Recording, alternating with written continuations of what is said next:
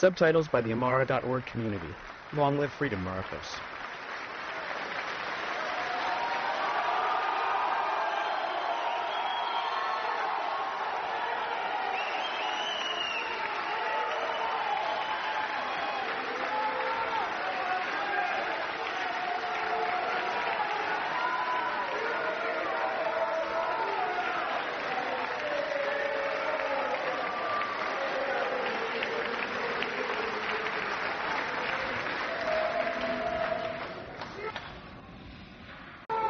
Live? Live. Long live the millennium.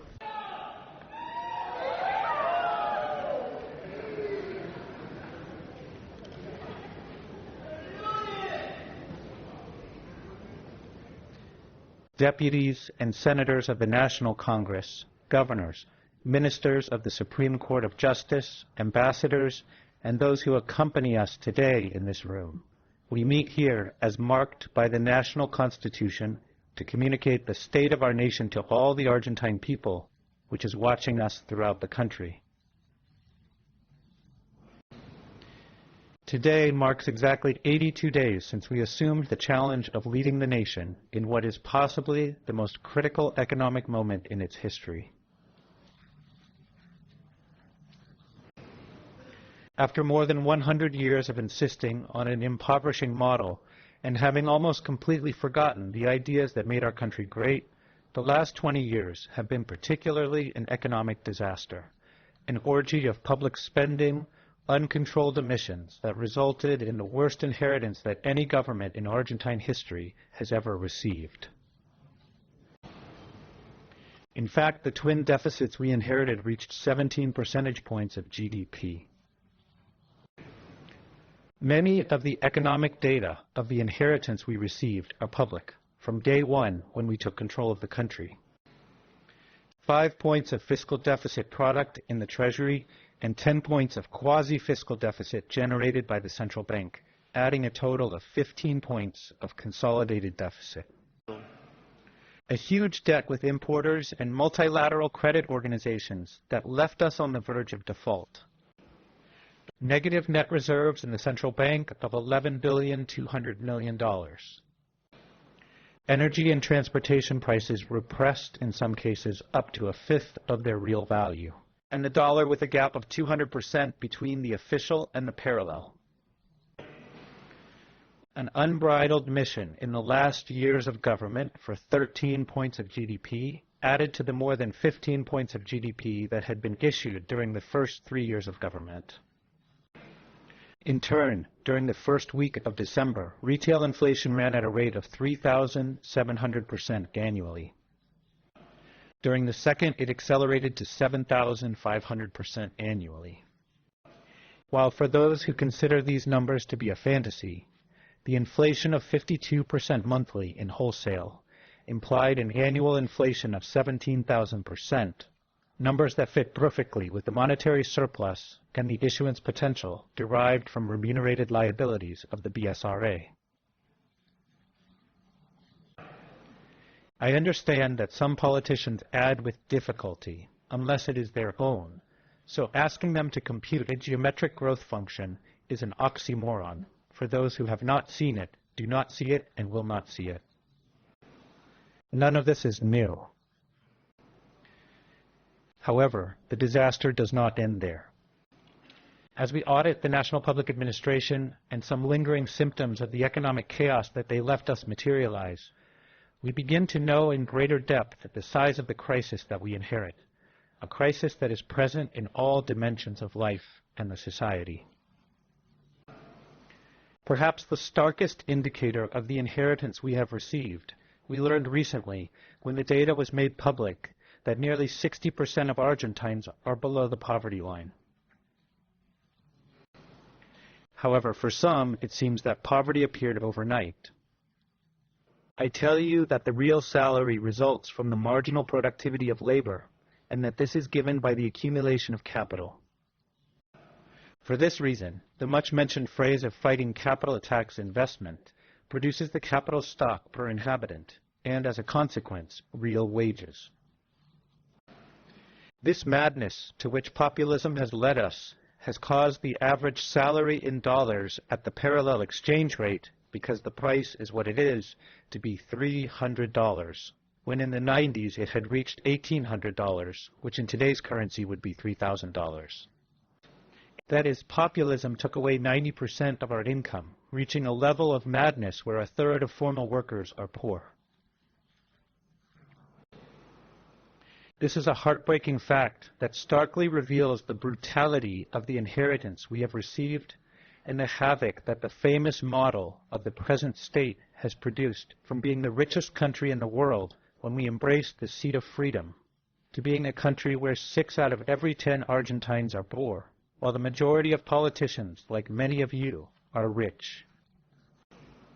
To this tragedy of poverty, which has multiplied by 10 in the last 50 years, social debts and deep problems in all dimensions of Argentine life are added as additional problems. A society with record numbers of indigents, and at the same time never in its history distributed as much social assistance as now, where a good part of that assistance functions as war booty for leftist organizations that steal money from those whom they claim to defend and attack against those who produce it. Applause. A society with a labor market where the formal private sector is frozen, which as a result of rigidity and high labor costs has not produced a single new job for 12 years, while public employment and informal work are the only that grow.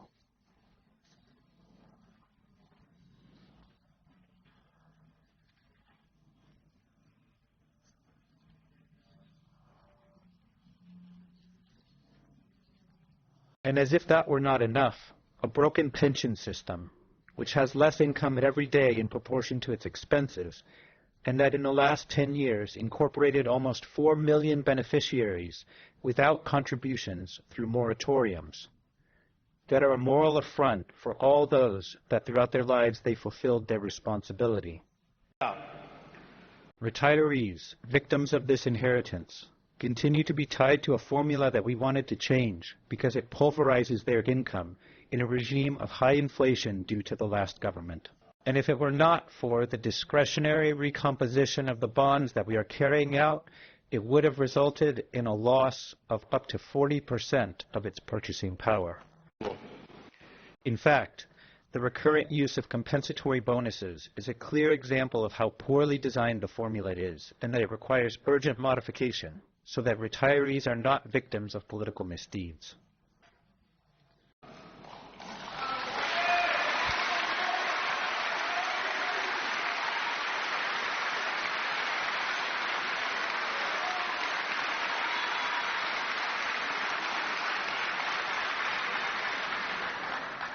In terms of security, we find a society abandoned to its fate. Entire cities suffer from drug trafficking. The streets taken over by chaos and disorder, both generated by leftist organizations in their desire to constantly extort the different governments, a chaos that politics fueled during the last 20 years for their own benefit. In front of them, security forces mistreated and trampled by previous governments, who tied their hands and prevented them from doing their work, siding with criminals, exemplified in the absurdity of releasing prisoners during the pandemic.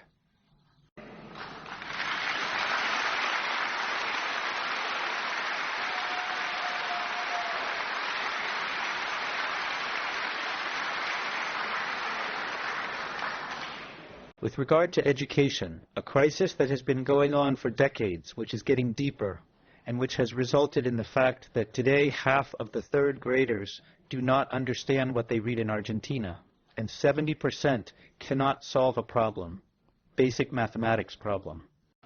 This is the current reality of the country, with the most Nobel Prize winners in the region, which in its past was a beacon of educational quality.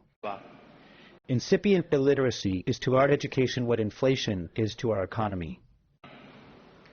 At the level of higher education, the creation of universities has become just another political business, and in professorships and teacher training institutes, left-wing, openly anti-capitalist and anti-liberal educational curricula proliferate in a country in which What is needed is more capitalism and more freedom.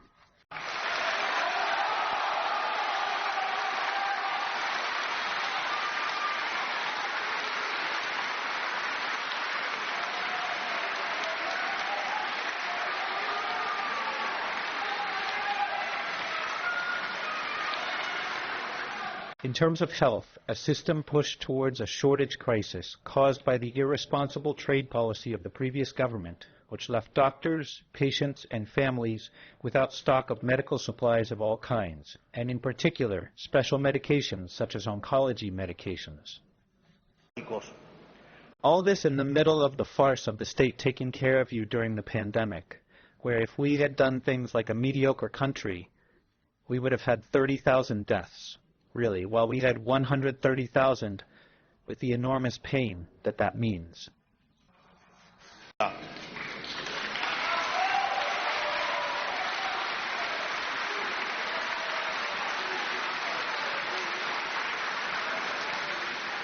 That is, they sold us the idea that the state works as insurance, but in real life, when the accident occurs, it disappears. In technical terms, this happens when the bonus is stolen, as can be inferred from a state that does everything very badly. At the defense level, we inherited an army that is underfunded and even discredited by the state itself, without the resources or preparation to face the challenges of a world in constant change and increasingly distant from peace.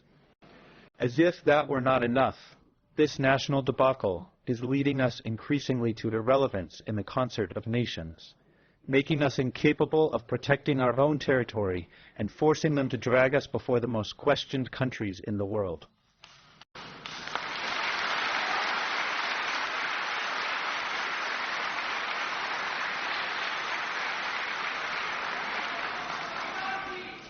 This is the reality that they left us, who are by right and history one of the most important countries in the world. A country that 120 years ago had one of the 3 highest GDP per capita in the world and received immigrants from all corners of the planet. Behind all these evils, we find an inoperative, bankrupt national state that cannot even fulfill its basic functions. A state that does everything, and does everything badly, generating damage in every aspect of social life in which it interferes. As Milton Friedman pointed out, nothing good can be expected from the state. According to the father of monetarism, there are 4 ways to spend. One can spend one's own money on oneself or on third parties, while the same can be done with the money of others. Thus, the best way to spend is your own money on yourself, since you know what you want and how much it costs you to earn it. That is, the benefit is maximized. On the other hand, when you spend your own money on other people, you minimize the cost, while when you spend other people's money on yourself, you fall into waste. Therefore, this follows that there is no worse way to spend than spending other people's money on others, precisely what the state does. That is why the greater the state present, the greater the waste and the less well-being for Argentines.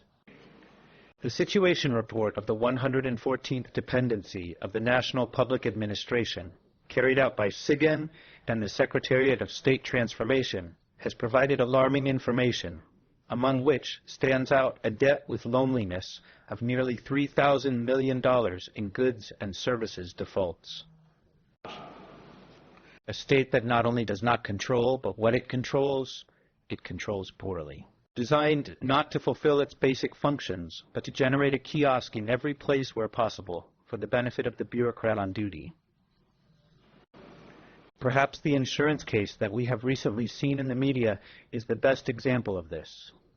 A system designed to generate an intermediary between the different state agencies in order to collect returns from each operation. A corrupt system that has generated hundreds of millions of dollars in returns that ended up in the pockets of politicians. That is perhaps the best definition we can give of the situation in which we have found the state.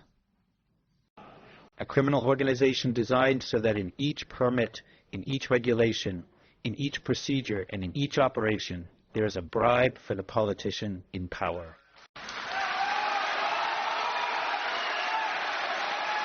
The first.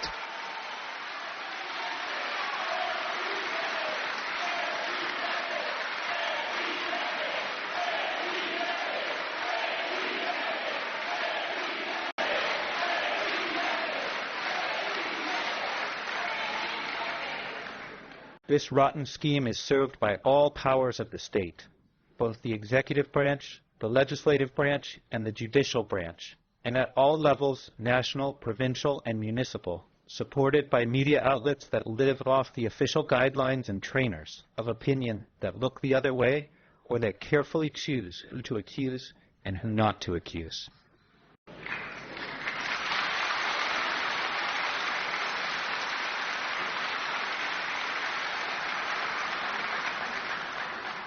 Also supported by pre-vendor businessmen who support this model, because the return of paying a bribe is more tempting than the challenge of competing in the market.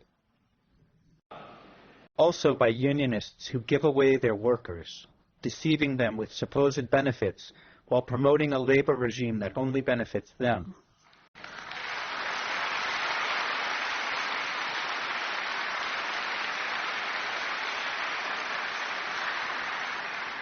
That is a system that is absolutely morally bankrupt and intrinsically unjust.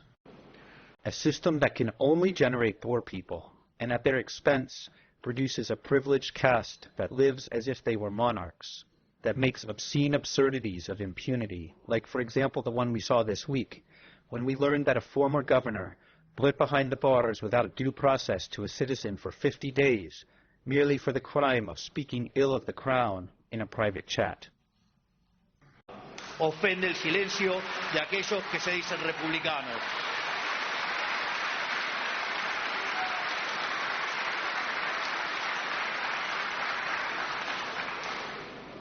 Por si no se escuchó por los aplausos. The silence of those who call themselves Republicans offends.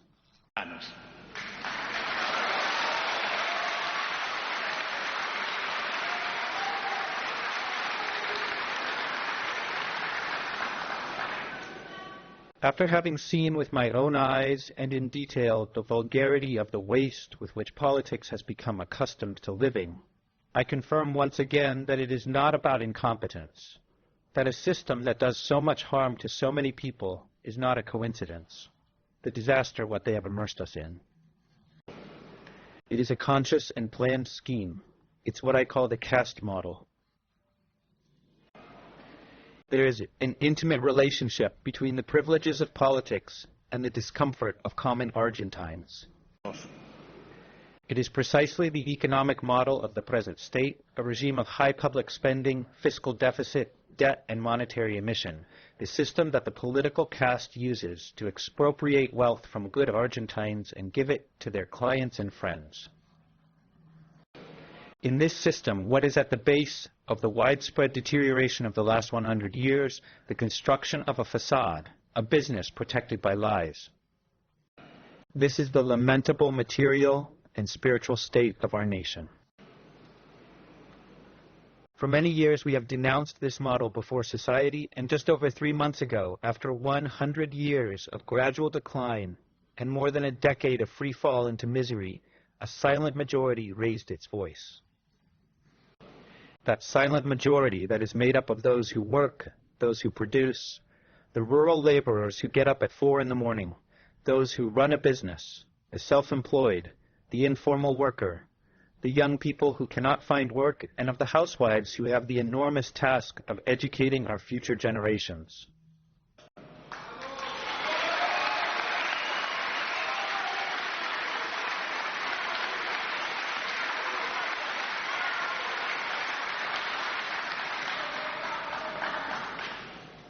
A silent majority of those unprotected Argentine citizens who were not invited to sit at the table of power where the course of the country was always defined.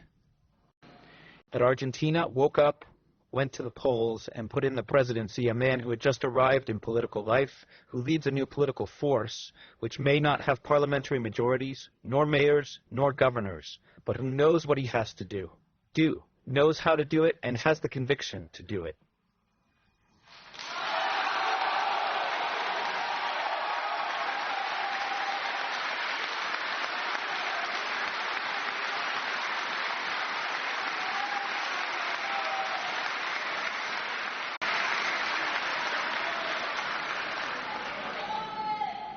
A president who may not have the power of politics, but who has the power of conviction and the support of the millions of Argentines who want real change. Because as the sacred scriptures say in the book of Maccabees, and which is commemorated in the festival of Hanukkah, victory in war does not depend on the number of soldiers, but on the forces that come from heaven.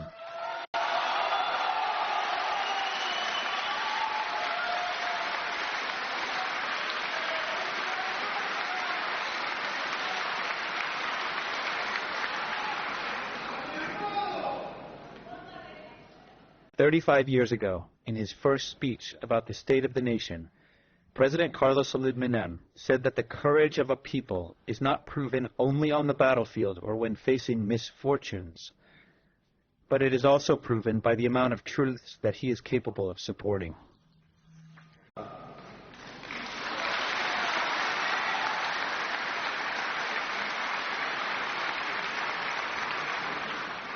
He was speaking to the Argentine people in a context with some economic similarities to the current context, which urged them to make difficult decisions, similar to the ones I have to make today. During the electoral campaign, we spoke to the Argentine people with the truth for the first time in decades, and the people understood it, accepted it, and elected us. Despite the fact that there were other candidates who promised the same old solutions, repeating the same conciliatory and deceptive speech as always. For the first time in a long time, society elected the candidate who preferred to tell an uncomfortable truth than a comfortable lie. We proposed to society that the only way to avoid a worse economic catastrophe would be with a brutal and rapid adjustment of public spending.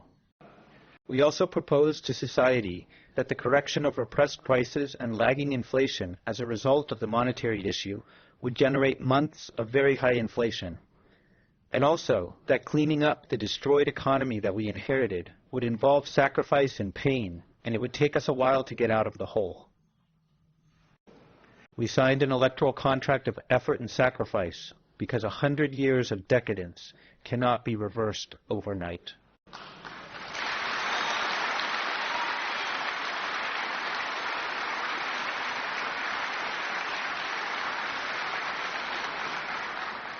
But at the same time, we assumed a commitment to the Argentines that the effort was going to be worth it, because doing so was going to allow us to achieve two objectives. First, it would allow us to end inflation forever and advance structural reforms so that Argentina once again becomes a prosperous and thriving country. Second, it would allow us to end the political apartheid regime that has existed in Argentina for decades, a regime in which politicians and their friends are first-class citizens and good Argentines are second-class citizens. Second-class citizens.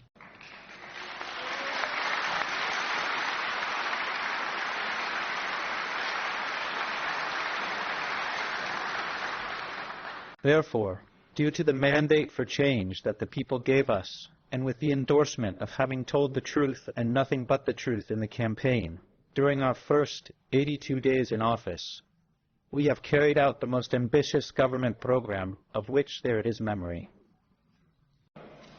On the economic level, we begin by destroying the snake's egg, the fiscal deficit.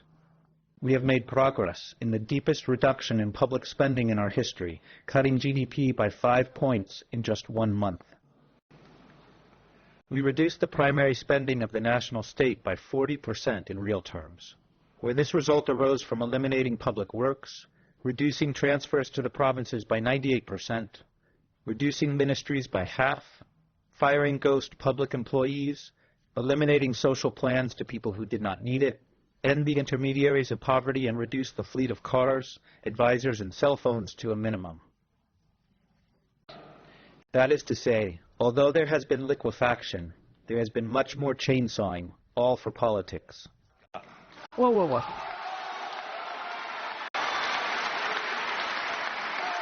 Whoa, whoa, whoa. Whoa, whoa, whoa. Whoa, whoa, whoa. For politics.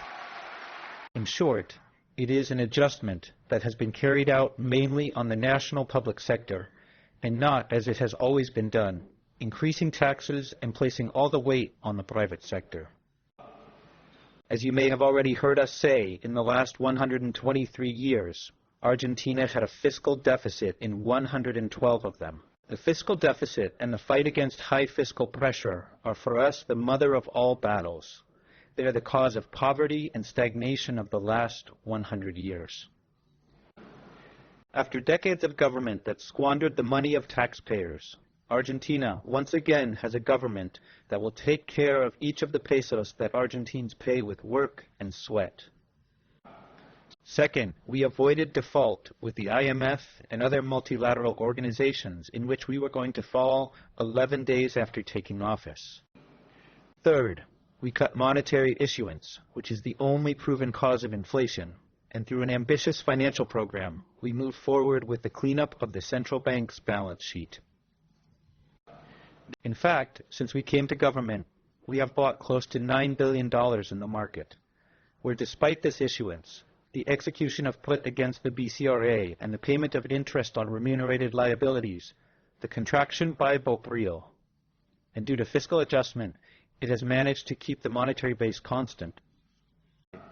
That is, for the same monetary base in pesos, today we have 9 billion additional reserves that cover more than 90% of it. Not only that, the monetary base that during the 21st century has been around 9% of GDP, today only represents 3%, while if it is considered in the broad version, something only feasible in a furious crisis of confidence, it is in line with the historical average. Therefore, in the last month, the price of the parallel dollar has plummeted. The gap with the import dollar, corrected by country tax, has disappeared, and dollar futures have aligned with the guidelines established by the BSRA, in a context in which the price of bonds rises, the country risk falls, and stocks fly through the roof, despite the attempts of some fiscal degenerates to sabotage the future of good Argentines. Good.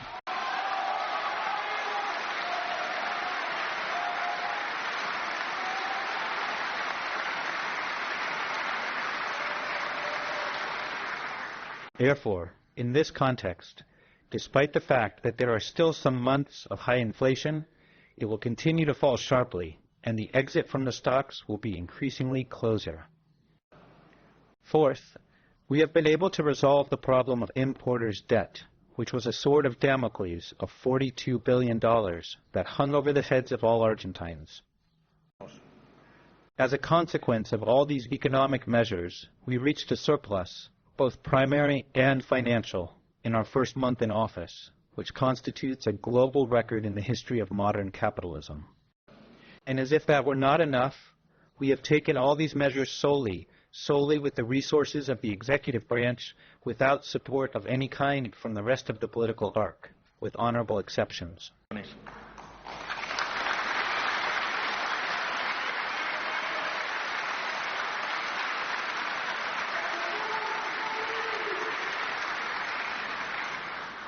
But our work is not limited only to economics.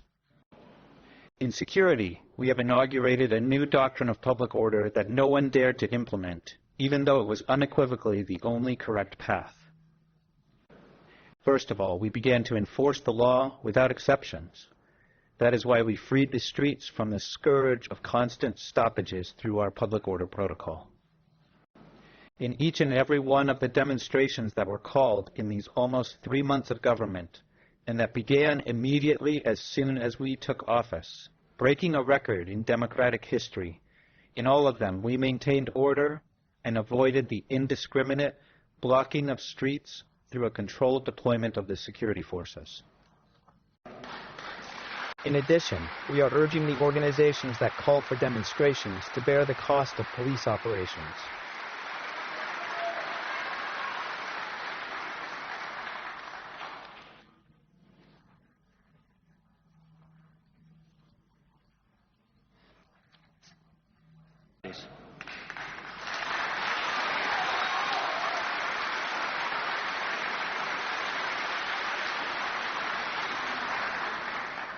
Second, we care for the victims and those who care for us.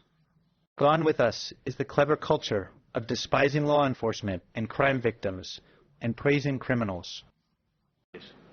For this reason, we are promoting an expansion of the framework of legitimate defense and the fulfillment of duty so that citizens who protect themselves or police officers who protect citizens do not end up behind bars while criminals walk free through our streets.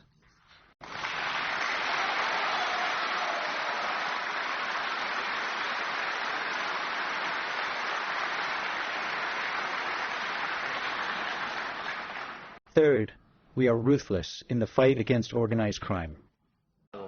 For this reason, through the Bandera operation, we deployed new members of the federal forces in Rosario, and thanks to the prevention work, intentional homicide on public roads in the areas controlled by the federal forces was reduced by almost 60% in these 2 months. That's why we also created a special management system for high-risk prisoners in our prison system. From now on, they will be controlled by a group of elites to prevent them from continuing to commit crimes since the confinement, a practice that unfortunately has become commonplace in recent times.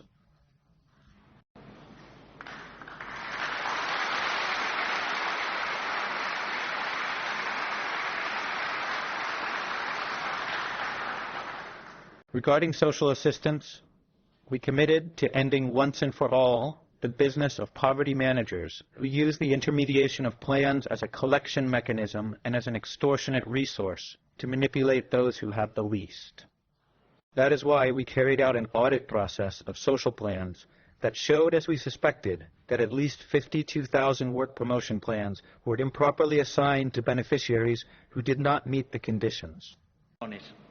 VIP planners who were paid fraudulently without needing it, many of those while traveling by plane abroad, many with spurious connections in politics, many public employees, and whose elimination from the registry resulted in an annual saving of 43 billion pesos. Thank you. Thank you.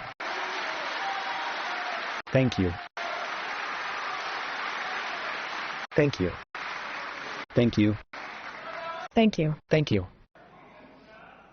For this reason, we also implemented Line 134 of the Ministry of Security, which helped us expose the perverse mechanism that the picketing organizations use to bring people against their will to the demonstrations, under threat of taking away their plan.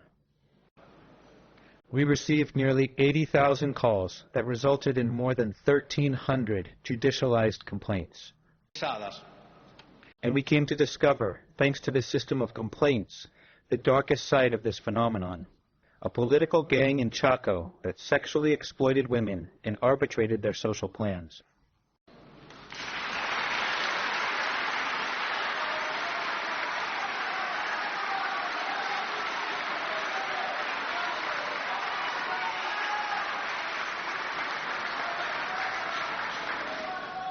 We are ending the extortion of social organizations towards the beneficiaries. And thanks to the security protocol implemented by Minister Patricia Bullrich, we are also ending the daily extortion that social organizations impose on society every time they cut a case. We always said it in our government, he who cuts does not get paid. He who cuts does not get paid.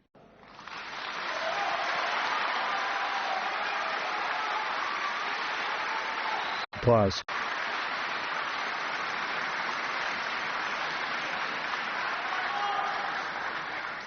But we have the vocation to protect as much as possible the victims of the impoverishing system that we are trying to change. No Argentine is to blame for the fact that the ineffectiveness and greed of politicians have destroyed their income, much less the most vulnerable. That is why we decided to end the assistance intermediation system and strengthen direct assistance mechanisms. Along these lines, we have doubled the amounts of the universal child allowance, the pregnancy allowance, and the food card. We have also made receiving social assistance compatible with having a salary of up to 1 million pesos, so that those who receive a social plan can eventually reintegrate into the world of work. We also absorbed functions that were carried out in an unaudited manner, without registration and without control by social organizations, such as food delivery. Now, we know exactly what happens with each bag of food that is distributed.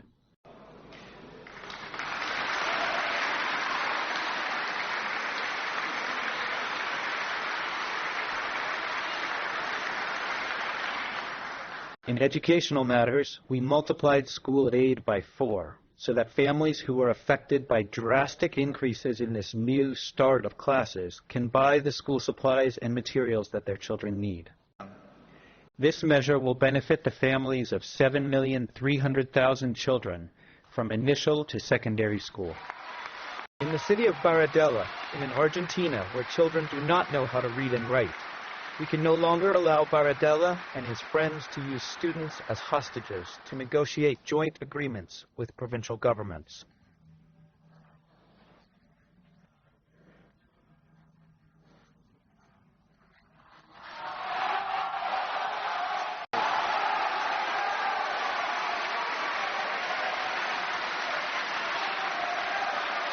Carabinero, carabinero.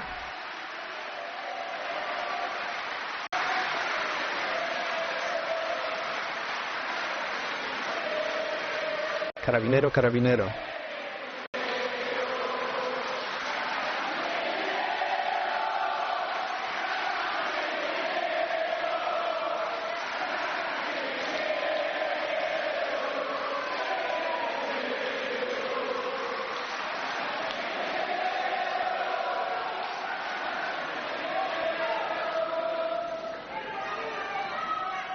That is why we included education as an essential service in the decree of necessity and urgency, which will take the weapon out of the union's hands and force them to provide at least 70% of the educational service during any strike.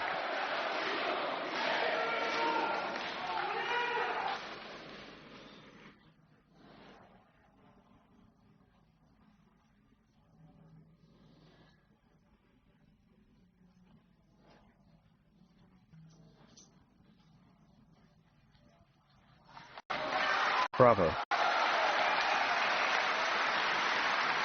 Bravo. Bravo, bravo.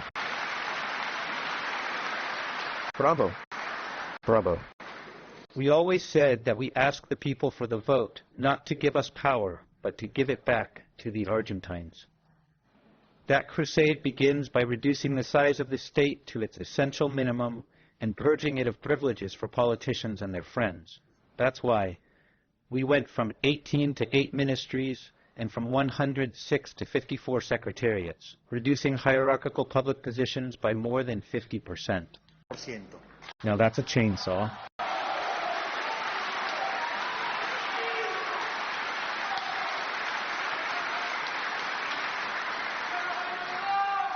Let's see if we have to grab the floor now.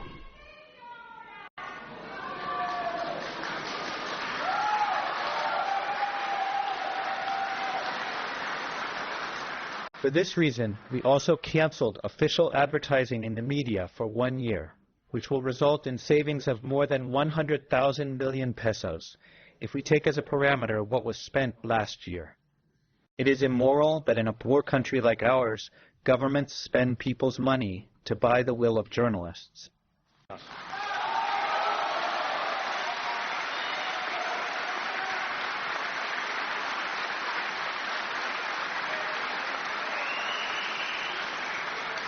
In addition, we eliminated government agencies such as INADI, which in addition to fulfilling the role of police, had an annual budget of 2,800 million pesos to maintain subtracted militants. In this same line, we are going to close the TELAM agency, which has been used during the last decades as a Quiserist propaganda agency.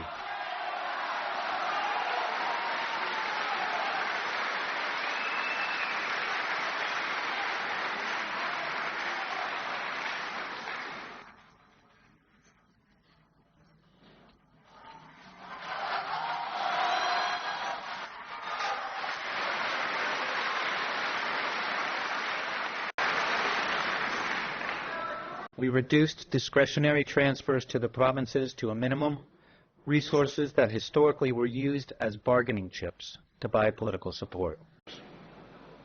So that you can understand what it is about, we update it to today's value. Last year, the national state spent 5.4 billion pesos on discretionary transfers to the provinces. Both I and my officials travel on commercial flights and not on private planes, as politicians who have a lax conception of what a medical plane is used to are.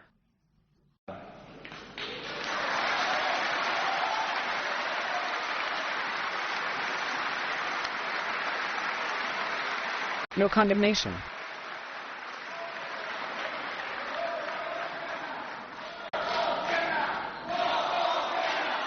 No condemnation.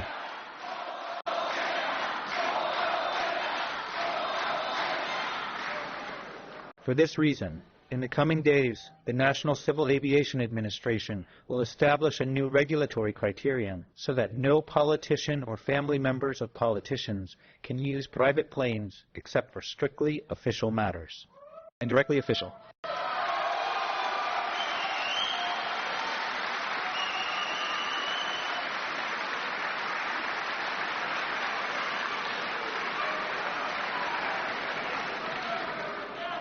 Also, since March 1, no official who travels with a ticket paid for by a public organization can accumulate miles for personal trips, a meaningless privilege that perfectly illustrates the caste model.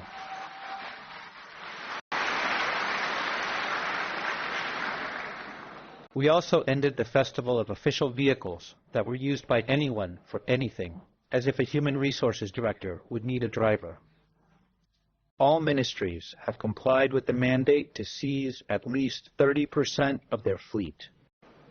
We also removed non-automatic angers and essence for imports.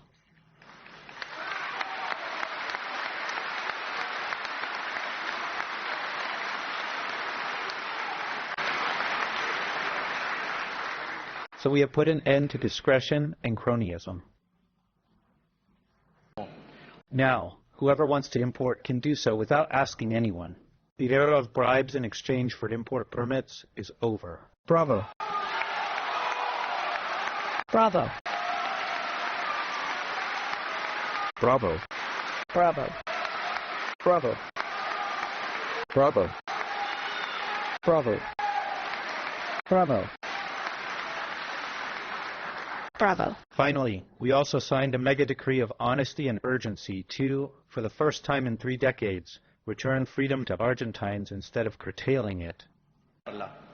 Included in that decree were 366 articles that eliminate or modify regulations that hindered the economy, complicated people's lives to protect some privilege, or aggravated the problems they were intended to solve.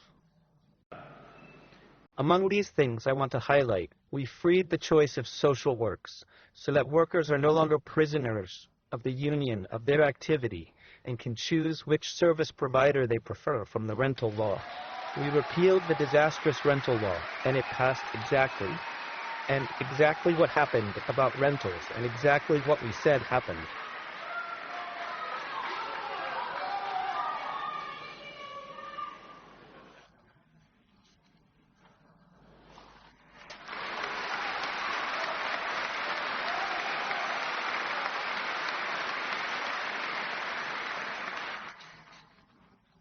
The supply of goods on the market doubled from December to February, and consequently, the value in real terms of rentals fell. We also repealed the disastrous supply law, which was a tool that politicians used to extort companies, and we prohibited the power of politics to prohibit exports. We modernized labor legislation to facilitate the hiring of registered employment, something that was fought by the unions.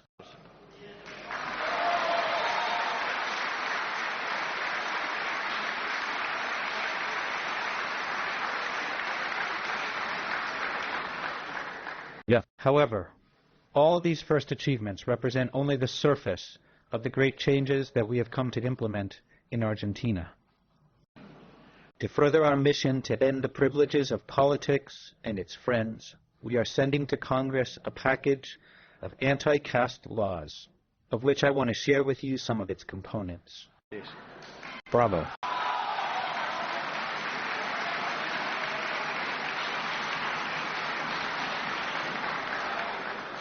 Bravo. We will eliminate retirement privileges for president and vice president.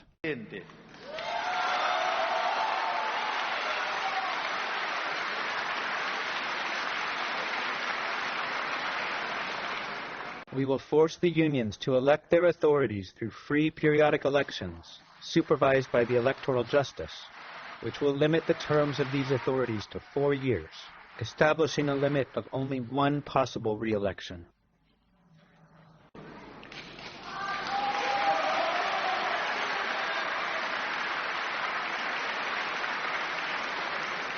The specific collective agreements made in the free association by the workers of a company or group of companies will take precedence over the collective agreements of the sector.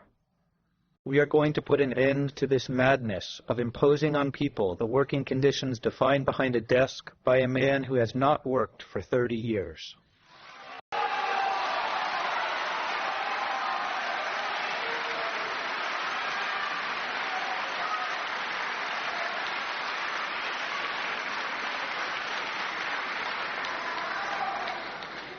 People convicted of corruption in the second instance will not be able to run as candidates in national elections.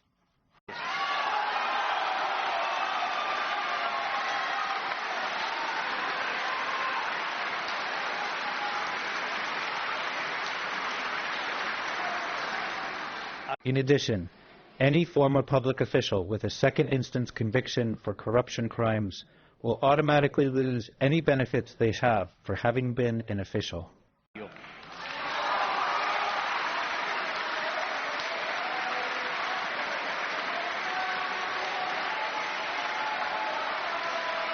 Anna, you're not gonna die.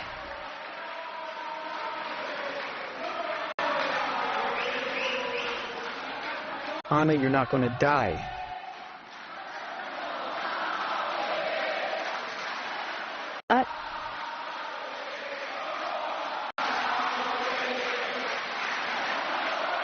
Ale.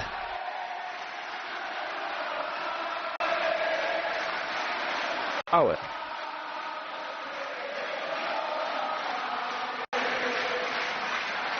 Ale. We will drastically reduce the number of contracts for advisors to the nation's deputies and senators. It has been a common practice in politics for the people's representatives to set up SMEs with 30 or 40 advisors each, squandering the resources of the Argentines.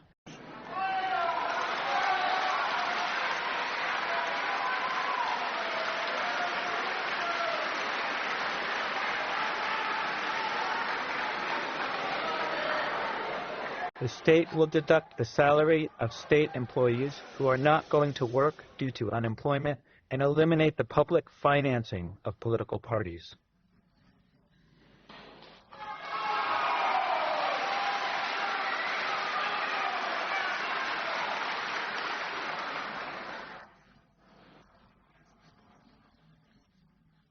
Each party will have to finance itself with voluntary contributions from donors or its own affiliates.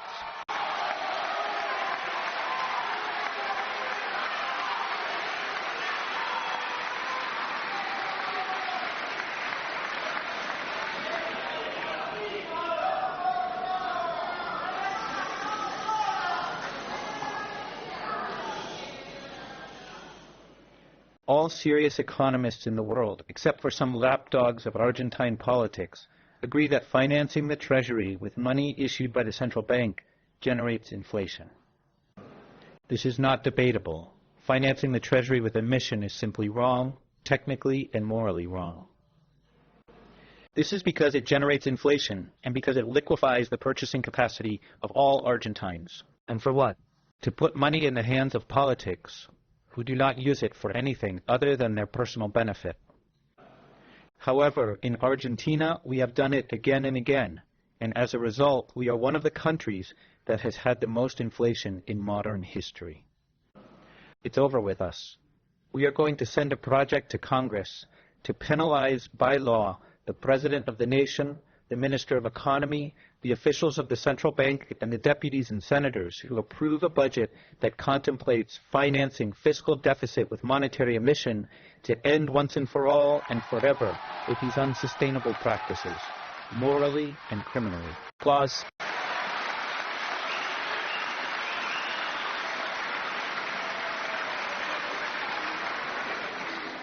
And furthermore, we will propose that said crime be at the level of a crime against humanity in such a way that it is imprescriptible, so that sooner or later they pay the cost of their actions.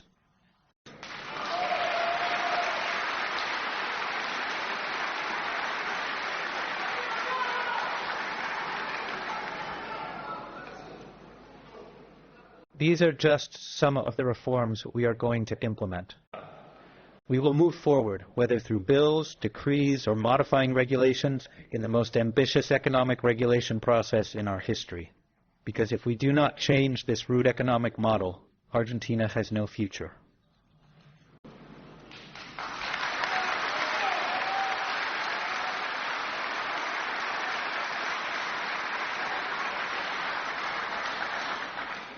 However, all of these measures that we have implemented, as well as the reform projects that we have promoted, have been received with suspicion and distrust by a good part of the Argentine political leadership, if not with open rejection. Applause. What happened with the labor chapter of the DNU and with the law of bases and starting points for the freedom of Argentines that reflected some of the changes we want to advance fully demonstrates this point. A law that has the honor of once again embracing the model of freedom, inspired by the ideas of Alberti and the generation of 37, which comes to free the productive forces of Argentines, to return freedoms, to end privileges and business of the caste, was manipulated and rejected by a part of the political class that resists change. Because we must not deceive ourselves, there is an important sector of the political indigence that does not want to abandon the privileges of the old regime. We saw them in the violent demonstrations in front of Congress, in the statements of union members who refused to understand that the Argentina of privileges is over, in the actions of deputies who asked for the vote supporting the change, but who tried to betray their mandate while no one saw. We also saw it in the reparation of the writers of failure, such as Sergio Massa, Pablo Moyano, Juan Grabois, and Máximo Kirchner.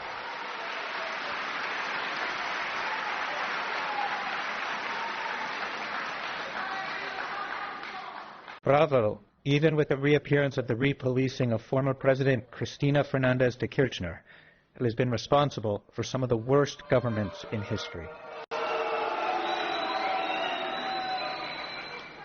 But we also saw it with journalists who, faced with the decision to end the official guidelines, have decided to go out and defend their privilege in a stark way, falling into crimes of slander, insults, and depraved lying.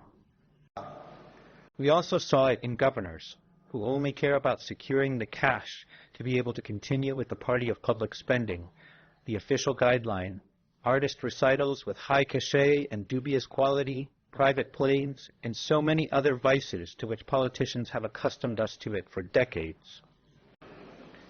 Evidently, there are many actors in the country's political and economic establishment who do not want to leave behind the Argentina of failure.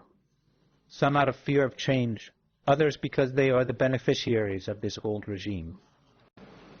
It is important for society to understand that it was the resistance of a large part of politics to renounce their privileges that overturned the law, as was evident when there were 142 votes rejecting the article eliminating trust funds.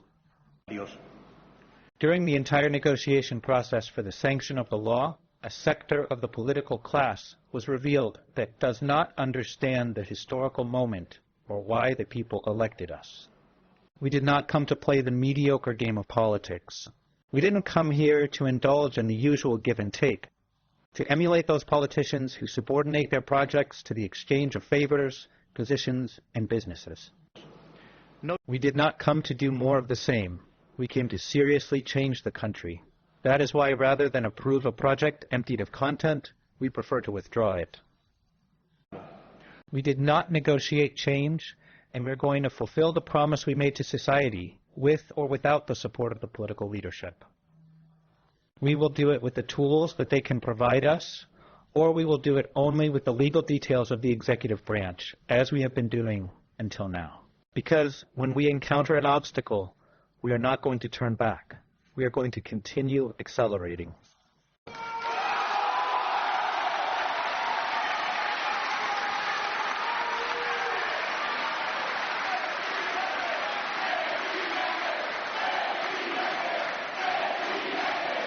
The President now. The reality is that today we are facing a turning point.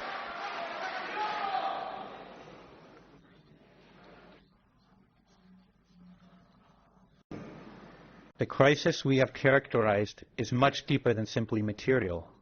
It is a crisis on the horizon, because everything that we Argentines have tried in the last 100 years has failed. There are no options left. The logical conclusion is that the only possible alternative is to do something diametrically different from what has been done in the past. That's what we are trying to do. Go back to the basics. Go back to the ideas that made this country great. However, we have encountered unwavering resistance to making any changes. We have found a willingness to build any reform. Any hint of change that implies a sacrifice for the political class has been rejected.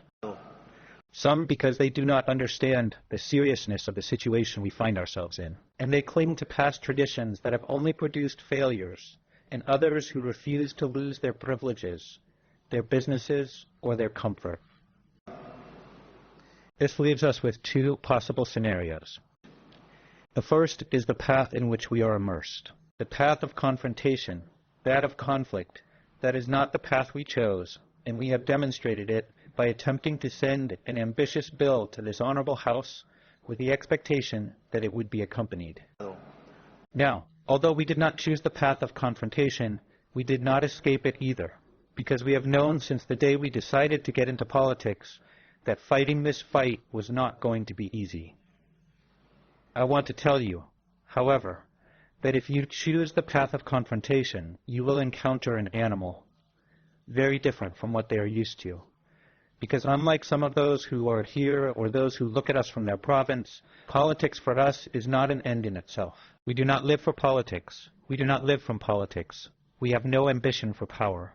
Far from all that, the only thing we have is a thirst for change. We did not make decisions thinking about our political career. We came to raise the flags of freedom, fully aware that we were going to have to pay the costs of the obscene party that many of you held. Because what moves us? It is not power for power's sake, but our sacred cause, the defense of the life, liberty, and private property of Argentines.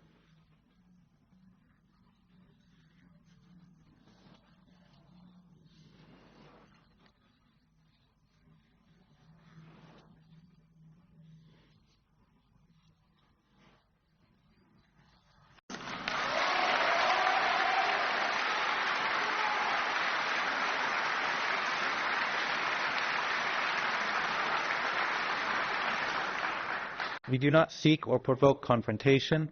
We do not want to discuss the past. We come to propose an agenda for the future. Because as the saying goes, the secret of change is to concentrate all your energy not on fighting the old, but on building the new.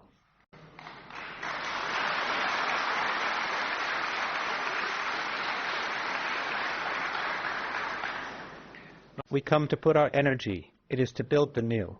But I want to tell all those who are here and those who are watching us that if what you are looking for is conflict, you will have conflict with democracy.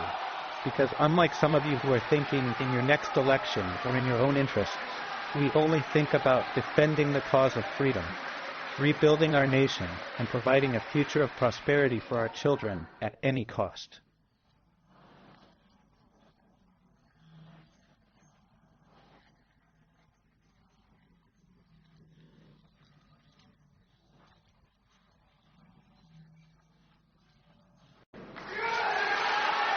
Freedom, freedom, freedom.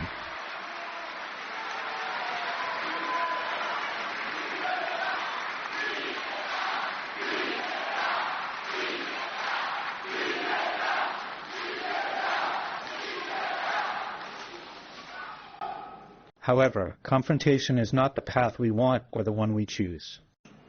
There is another possible path, a different path, a path of peace and not confrontation, a path of agreement and not conflict. Agreement, yes. There is no consensus against the change.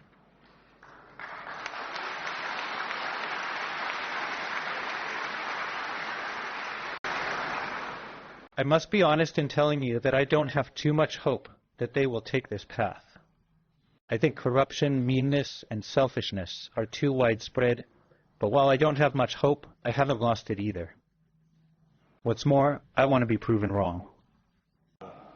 I want to challenge you to show that politics can be more than what it is, that we can aspire to be better, to show that despite our differences, we can prevail, put the interests of the nation before the miserable electoral interests. For this reason, and with the desire to be wrong in my distrust of many of you, I want to take this opportunity to extend an invitation to you.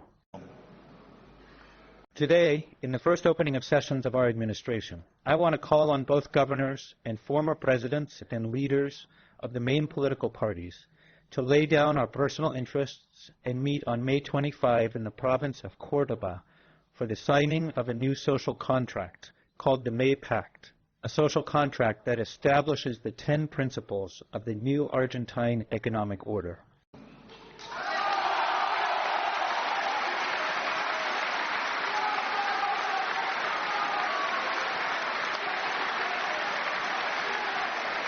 No.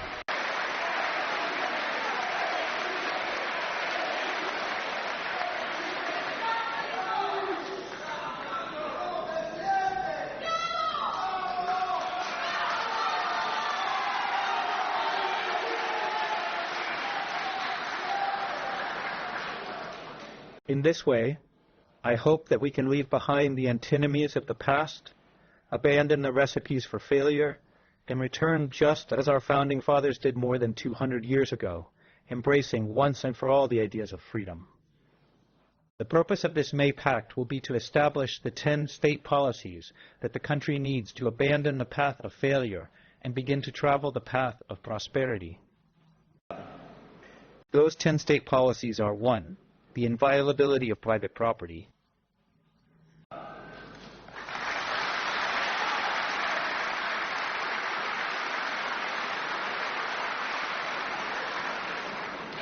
2, the non-negotiable fiscal balance. 3, the reduction of public spending to historical levels around 25% of GDP. 4, a tax reform that reduces tax pressure, simplifies the lives of Argentines, and promotes trade.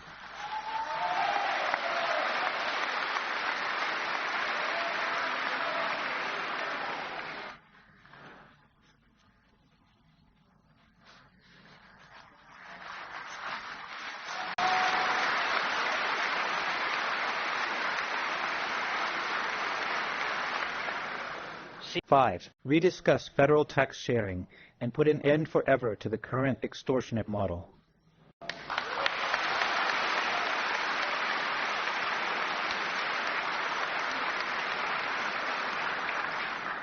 6, a commitment of the provinces to advance in the exploitation of the country's natural resources.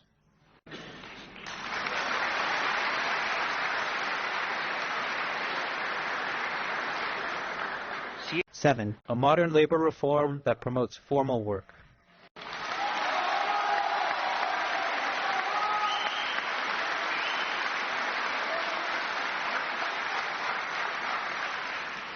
8, a pension reform that gives sustainability to the system, respects those who contributed and contributes, and allows those who prefer to subscribe to a private retirement system.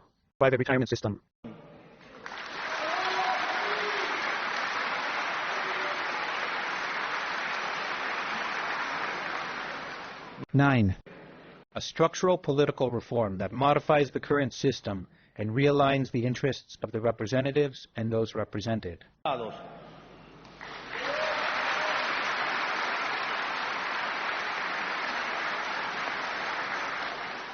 10, and finally, the opening of international trade so that Argentina once again becomes a protagonist in the global market.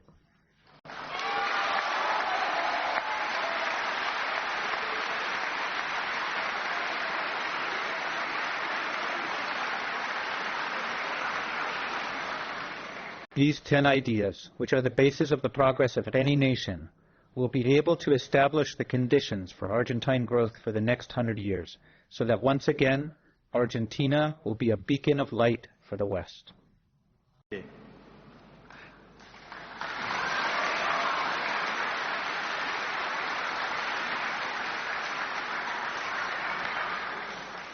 All politics is called to accompany us.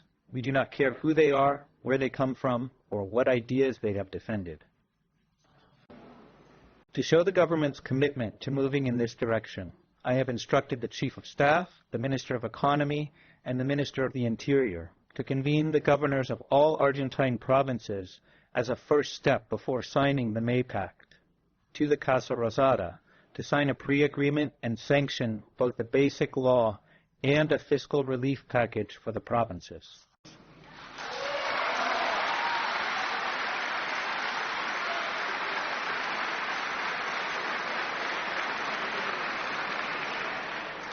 Once both laws have been sanctioned as a sign of goodwill, we will be able to begin working on a common document based on these 10 principles outlined previously, so that on May 25 of this year, gathered in the Docta, we can begin a new era of glory for our country.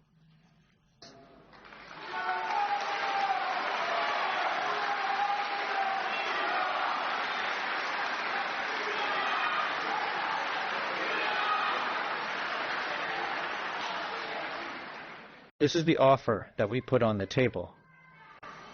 It will be up to you and the rest of the Argentine leadership to know how to take advantage of the opportunity to change history, or, on the contrary, to try to continue down this path of decadence on which they have brought us that day. We will see who is sitting at the table working for the Argentines and who they intend to continue down this path of servitude. I want to be clear about the nature of this call. Our convictions are unalterable. We will put Argentina's fiscal accounts in order with or without the help of the rest of the political leadership. But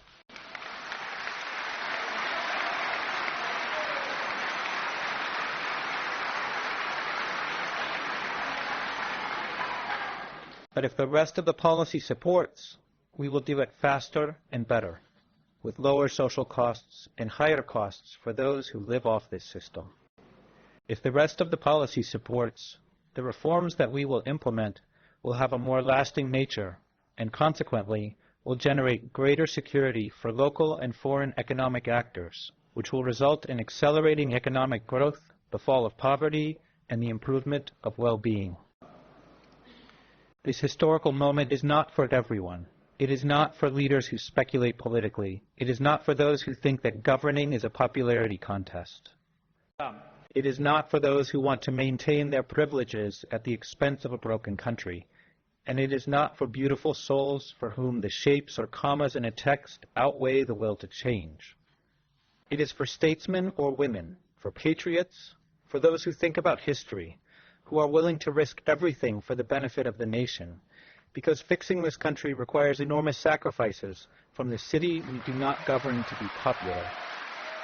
The search for popularity is bad advice for a leader.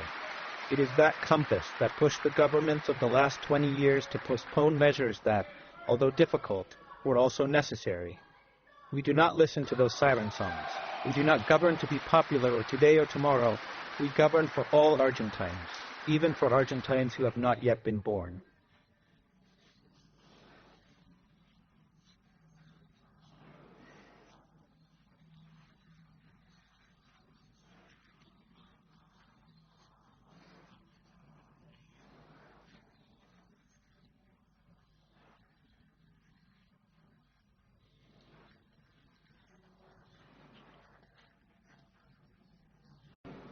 So that one day, 30 years from now, when Argentina is a world power, future generations will look back and say it was there in the pipeline that our beloved province of Córdoba began the path to prosperity.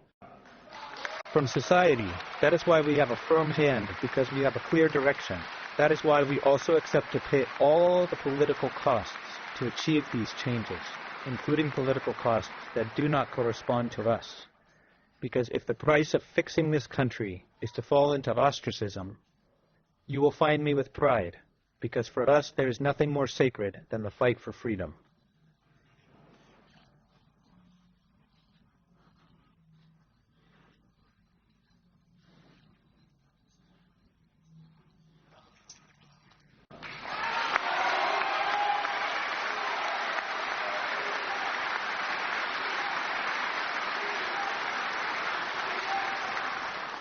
I look at Argentina, and I see a country with everything to do, a country rich in natural resources, rich in human capital, and with a spirit hungry for prosperity, but locked in, constrained, and repressed by a model that can only lead to failure.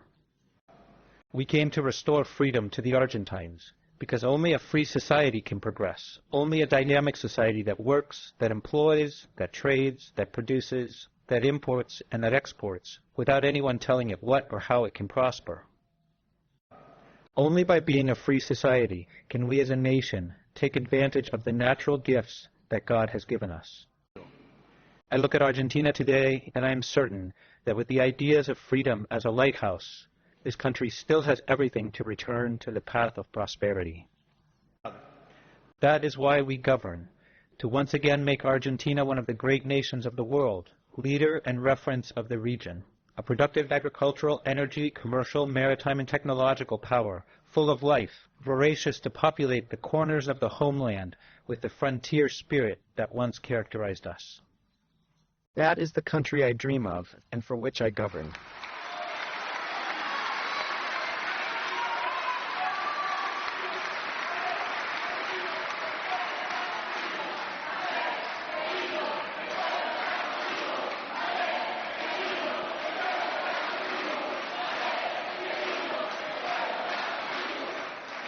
Let's see, dear.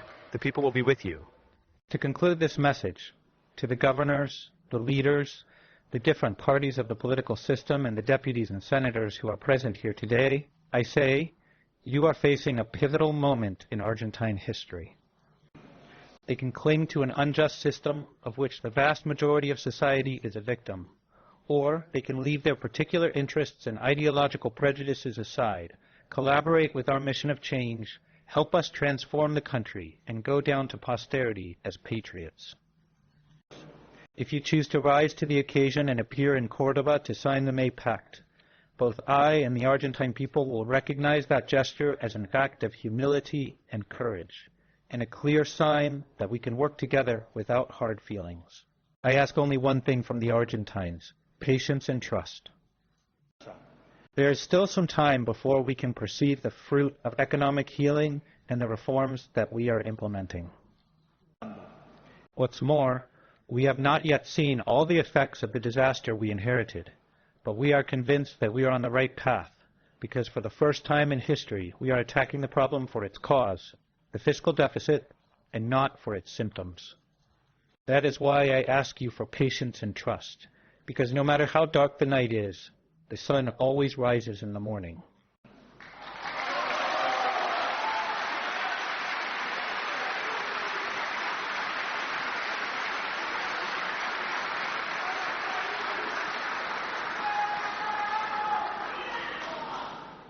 King Solomon asked God for wisdom to distinguish good from evil, courage to choose it, and temperance to stay on that path. I ask the same for myself and for everyone present here. In this way, the 142nd Ordinary Sessions of the Honorable Congress of the Nation are inaugurated. May God bless the Argentines, and may the force of heaven be with us. Thank you very much, and long live freedom. Damn it. Long live freedom, damn it. Long live freedom, damn it. Long live freedom, damn it.